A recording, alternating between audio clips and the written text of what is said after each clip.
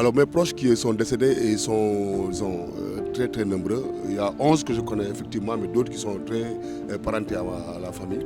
Alors pour les 11, d'autres avaient réussi à l'examen, ils sont allés en vacances à Ziguinchor chez la grand-mère.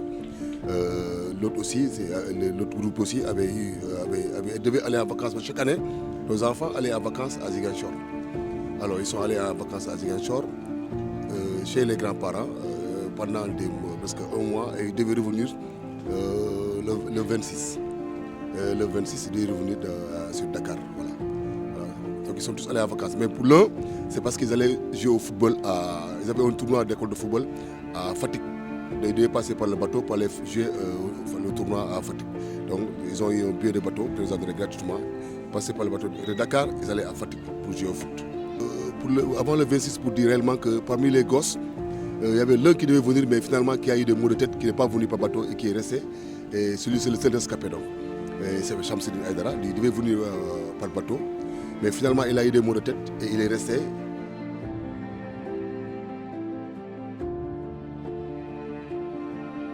Les parents avaient choisi le bateau comme moyen de transport parce que tout le monde jugeait à l'époque que c'était le moyen de transport le plus sûr pour rallier la capitale. Donc on devait tous prendre le bateau. Et au dernier moment, il y a ma grand-mère paternelle qui a refusé parce que disant que toute la famille ne devait pas prendre un seul moyen de transport. On était 8, je pense. Bon, si ma mémoire est bonne, on était 8 normalement parce que mon père était rentré un peu plus tôt. Donc les 4, mes 4 frères et sœurs, Papi Aliou, Bachir et Fatou, ils ont finalement pris le bateau. Et moi, ma grand-mère, ma tante et ma mère, nous devions prendre la route. Voilà. Maintenant, pour la journée, je dis que c'était une journée catastrophique pour moi. Alors, on devait aller prendre l'un des gosses le matin au port. Mais alors, on est parti au port, on a attendu jusqu'à 9h, 10h. D'habitude, le bateau il venait très tôt et on a embarqué les gosses. Vers 8h, les gosses sont embarqués. Alors, parce qu'ils n'avaient pas assez de bagages. Alors, le lendemain, on est parti les prendre au port. Déjà, les gosses disaient à leur oncle, à leur papa, c'est pas la peine que M. Najib vienne nous prendre parce qu'on est assez grands. Donc, c'était des amis à moi. Donc. Et j'ai dit non, il faut que je vienne vous prendre parce que juste le lendemain, je suis allé au port pour les prendre. Arrivé au port, il n'y avait personne. On a attendu, il y avait beaucoup de gens qui venaient demander.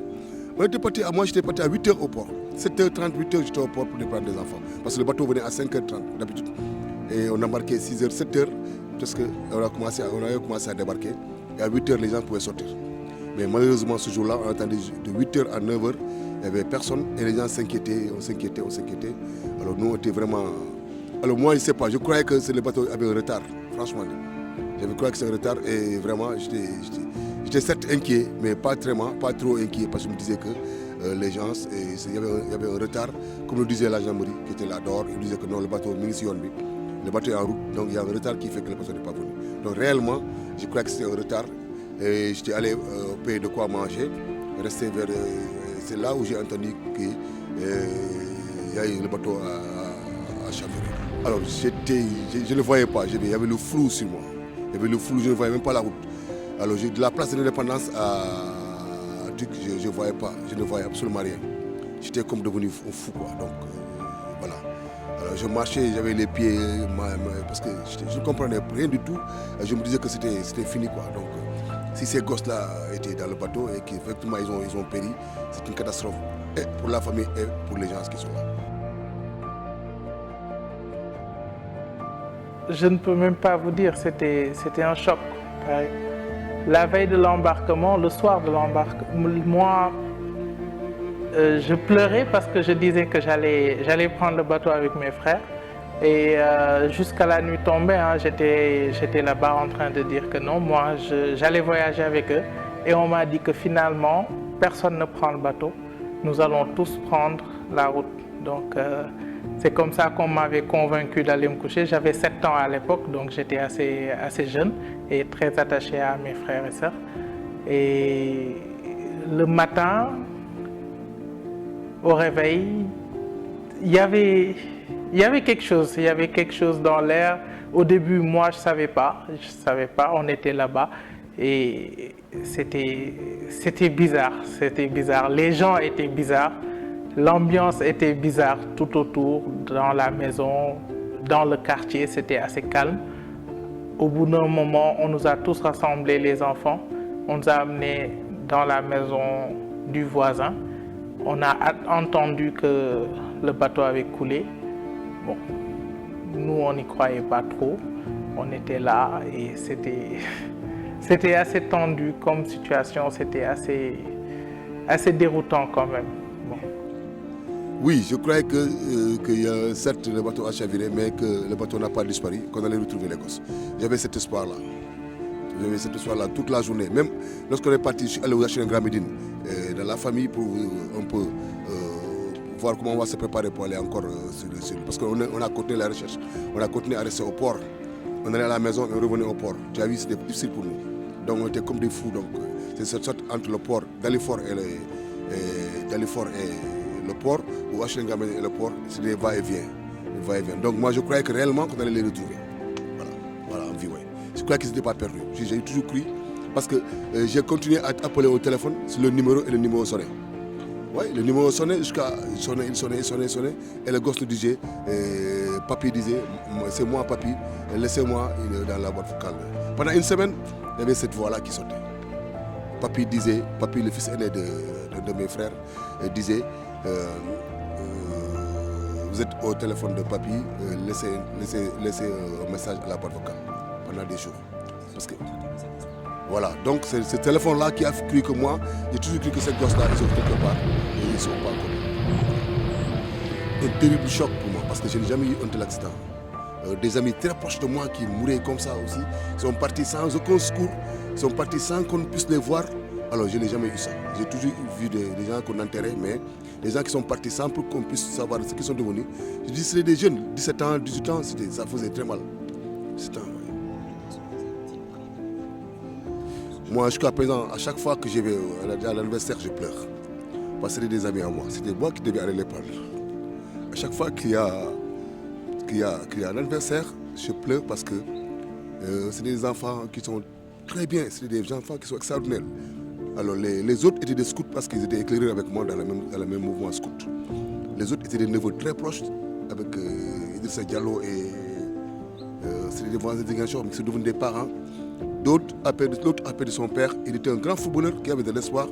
Il est pas dans le bateau. Donc c'est des choses qui me... Et par la suite, j'ai entendu que j'ai perdu pas mal de personnes, d'autres personnes que je ne croyais pas qu'ils seraient dans le bateau. Et ça a été un choc terrible que je ne peux pas imaginer aujourd'hui. Voilà. Ça a beaucoup diminué en moi, franchement.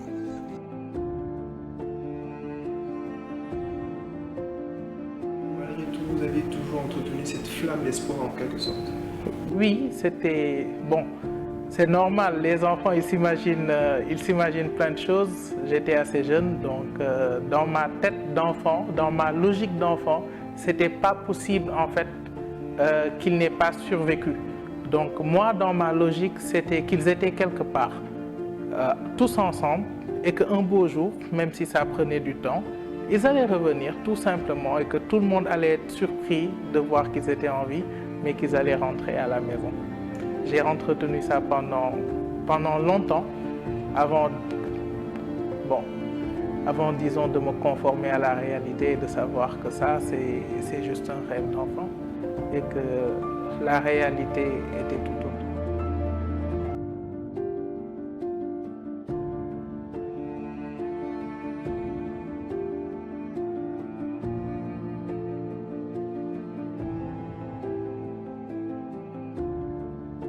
Alors moi, c'est lorsque Ali Hadar était allé et a fait une sortie à RFI pour dire qu'effectivement le bateau est là. Et il a montré l'image du bateau était sorti, que le bateau était incliné, il restait des petites parties et que le bateau, au fur et à mesure qu'il restait, avançait dans l'eau. C'est en ce moment que j'ai cru que c'était presque la fin. J'ai cru que les gosses étaient effectivement partis. C'est en ce moment que moi j'ai dit que tiens, c'est fini, ces gosses-là, parce que le bateau s'incline et il est parti et personne n'a pu sortir le bateau, et que c'était fini. L'État qui a créé l'association des familles des victimes du Kola et qui a voulu nous imposer à suivre cette association, à être là-bas, à se taire, à signer des papiers, etc. Mais nous ne sommes pas des moutons. On a dit que non, nous on va pas suivre. C'était à l'époque Idrissa Seck et le ministre de l'Intérieur. Il y avait également Macky Sall qui était dans le gouvernement. Donc ils nous ont imposé une association forcément en nommant un président, un vice-président, etc. Nous, on a dit que non, on va créer un collectif et reprendre en charge nos droits. On a créé un collectif des victimes de Joola avec Issa Diallo à la tête et Salah. Mais également, il y a les familles Aïdara qui sont là et qui ont également créé une association. Donc, on a 3 associations qui se connaissent. Aujourd'hui, heureusement que les gens ont compris qu'ils ont, l'association a compris qu'ils sont sous le coup de la manipulation, etc., etc. Ils ont, malgré tout ce qu'ils ont fait, ils ont compris qu'ils peuvent se retrouver, ils peuvent retrouver les autres pour en faire un seul bloc. Ils sont revenus aujourd'hui, on construit un seul bloc et on travaille ensemble. Alors, il y a eu plusieurs associations, effectivement, qui faisaient route à part jusqu'en 2007, je pense. Et à partir de 2007, ces associations-là se sont regroupées. Donc, le comité dans lequel je suis actuellement regroupe ces associations parce qu'on a tous les mêmes objectifs aujourd'hui. En l'occurrence, il y a la question de la justice. Parce qu'on ne peut pas comprendre que presque 2000 personnes aient péri. On ne sait même pas le chiffre exact. Officiellement 1853, mais il n'y a jamais eu de liste officielle que l'État a donnée par rapport à ces victimes. Juste un chiffre vague, on ne sait pas. Les familles de victimes, lorsqu'on a recensé à notre niveau, on a eu 1953 disparus. Peut-être qu'il y en a qu'on ne connaît pas. C'est pour ça qu'on dit que jusqu'à présent, on ne peut pas dire un chiffre exact parmi ces victimes. Donc, ce qui est sûr, c'est que le chiffre avoisine les 2000 victimes. Toutes les revendications. Les familles croient toujours beaucoup de familles croient que pour le deuil, il faudrait qu'ils voient le corps. Chez les animistes, c'est comme ça. En Casamance, il y a beaucoup de peuples animistes. Alors, les gens croient qu'il faut au minimum voir quelque chose appartenant à la personne pour pouvoir faire le deuil. Mais tu vois, on n'a pas pu avoir ça. Les gens n'ont pas pu. Et pire, c'est même un président de la République, Abdoulaye Wade, qui dit que non, une fois que le vote sortira, les gens vont continuer le deuil. Mais il n'a rien compris. Aujourd'hui, on est tous dans le deuil. 20 ans après, tu vas au cimetière le jour de l'anniversaire, tu vois les gens pleurer. Pourquoi cela? Parce qu'ils ont perdu des dettes très chères. D'autres ont perdu des papas, d'autres ont des filles uniques, d'autres ont perdu toute la famille. Issa Diallo, il avait 3, il a perdu les 3. C'est grave, c'est terrible. Alors qu'il n'était même pas au Sénégal. D'autres ont perdu leur père et leur mère. D'autres ont perdu des proches très très chers. Donc, on ne peut pas l'oublier, ce bateau-là. Tant que nous n'avons pas où se remémorer, on ne peut pas l'oublier. Et on ne peut pas être dans un pays que tant de personnes aient perdu la vie et qu'il n'y ait pas de procès dans ce sens-là. Parce qu'il y a beaucoup de questions, notamment pourquoi ce bateau faisait la navette. Pourquoi? Parce que tous les indicateurs techniques montrent que ce bateau n'était pas apte à naviguer. Pourquoi ce bateau a navigué? Rien que ça, c'est une question qui mériterait d'aller en justice. Comment le naufrage s'est produit? Qu'est-ce qui a été fait pour l'éviter? Après le naufrage, comment les secours ont été organisés? Comment la crise a été gérée? Donc sur toutes ces questions-là, il y a des personnes qui auraient dû être entendues. On ne dit pas qu'ils sont coupables ou non, ce n'est pas notre rôle à nous. Mais la justice aurait dû quand même entendre toutes les personnes qui occupent des postes de responsabilité dans cette affaire-là pour pouvoir comprendre. C'est l'État sénégalais qui s'oppose à ce que le dossier ne passe jusqu'au bout. Parce qu'il ne veut pas que justice soit faite. Parce que si justice est faite, beaucoup de Sénégalais vont aller en prison. Les ministres Bamba Boye doivent aller en prison, Youba Sambo va aller en prison, d'autres également vont aller en prison, le directeur de la sécurité va aller en prison, hein? L'armée nationale qui n'a pas voulu intervenir va aller en prison, les ministres qui font de la pêche vont aller en prison, ils vont tous aller en prison, parce qu'ils sont responsables de ça. Dans un pays normal, s'il y a une telle catastrophe, c'est le plus grand catastrophe du monde, 2000 morts, ça n'a jamais existé dans le monde. Le Titanic fait combien de morts? Il ne fait pas 2000 morts.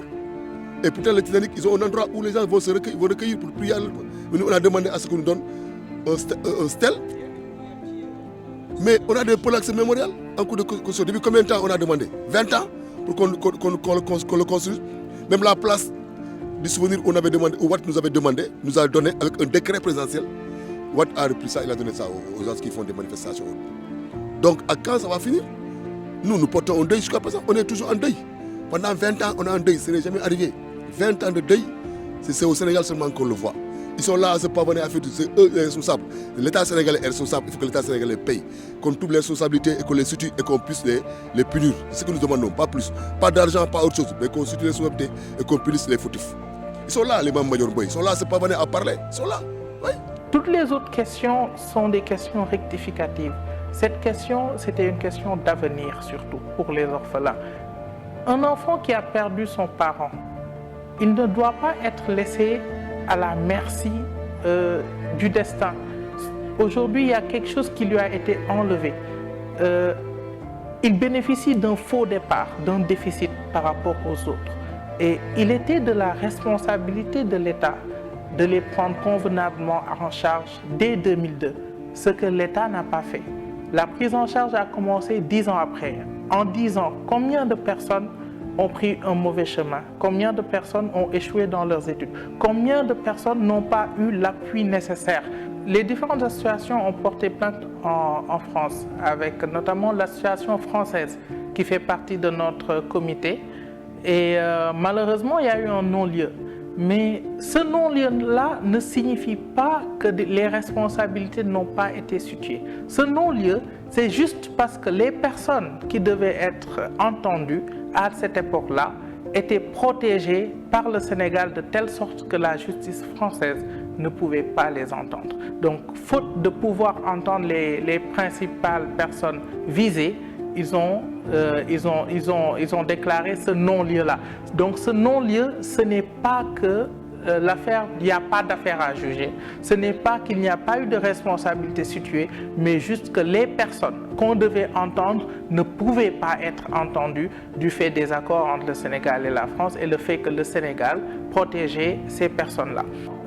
Il y a eu d'autres recours après 2014 qui ont été faits au niveau des différentes cours d'appel et autres. Et je ne pense pas non plus que ça puisse aboutir. Il y avait un dernier recours au niveau de la justice française qui était en cours, mais je pense que ça aussi, ça n'a pas abouti. On prévoit d'aller à des instances supérieures également. On va continuer ce processus-là, mais ça n'empêche pas de revenir au Sénégal. Parce qu'on entend souvent des gens dire que nous sommes un pays indépendant, nous pouvons prendre les choses en main. Il y a un nationalisme fort aujourd'hui qui se déclare au Sénégal, qui est en train d'être crié haut et fort. Mais moi, j'ai juste une question à poser. Comment une nation qui peut laisser 2000 personnes disparaître et qui espère que d'autres pays rendent justice pour nous, comment cette nation-là peut se prétendre indépendante? Ça, ce n'est pas normal. Si tu ne peux pas rendre justice, lorsque 2000 personnes périssent dans un navire géré par l'armée, la marine sénégalaise, qui est au niveau... la responsabilité de l'État était directe à tous les niveaux. Et que ça peut passer. Ça veut dire que tout peut passer. Aujourd'hui, si la vie humaine n'a plus de valeur, plus rien n'a de valeur. Normalement, le Sénégal doit avoir une minute de silence pendant le 26. Parce que, pourquoi se remémorer? C'est parce que les jeunes aujourd'hui qui sont là. Mais regardez les cars rapides là. Malgré le bateau là, c'est plein. Regardez les constructions qui tombent. Regardez l'indiscipline qui existe au Sénégal. Si aujourd'hui les gens se remémoraient que, attention, il y a eu 2000 morts dans un bateau surchargé, un bateau de 500 personnes qui prend 2000 morts. Il faut le dire que les gens le savent, que les jeunes savent dans l'histoire au Sénégal, que les écoles écrivent qu'il y a eu un naufrage au Sénégal, 2000 morts, que les enfants là qui jouent qui sont dans les cars rapides savent que s'il y a surcharge, s'il y a un bâtiment qui est mal construit, c'est pas bon. S'il y a un bateau qui prend un nombre qui doit prendre 500, qui prend 2000, c'est pas bon. S'il y a ça, c'est pas bon. Que les enfants le savent. Mais regarde les adultes là, c'est eux qui montent dans les cars parce qu'ils ont oublié le naufrage de Joola. C'est par même de ne pas oublier cette même phrase là. Nous voulons qu'à chaque année que les gens le remémorent, comme ça se fait avec le 11 septembre aux États-Unis, comme ça se passe ailleurs, que les gens puissent avoir un stèle, que chaque jour le 26 septembre, qu'il y ait une minute de silence au Sénégal, que les gens puissent savoir que réellement qu'il y a quelque chose qui s'est passé, que les plus jeunes là soient informés. C'est ce que nous avons demandé. Nous ne demandons pas plus, mais que la justice également soit faite. Qu'au Sénégal, que les gens ne disent pas que c'est la volonté divine. Non. À chaque fois qu'il y a quelque chose, il y a la main que l'on puisse la punir pour que les gens puissent prendre un exemple sur ce cas-là. Je pense qu'à travers le cas du Joola, en réglant ce dossier-là, il y a beaucoup de dossiers qu'on peut régler en même temps, parce qu'on règle le problème de la justice, on règle le problème de la corruption, on règle plein de problèmes aujourd'hui, surtout au niveau des mentalités, au niveau de la manière de fonctionner des Sénégalais. Et ça, c'est un pas qu'on a malheureusement raté. Cette marche, on n'a pas su la prendre et jusqu'à présent, on ne l'a pas rectifiée. Donc le combat continue. Le combat continue.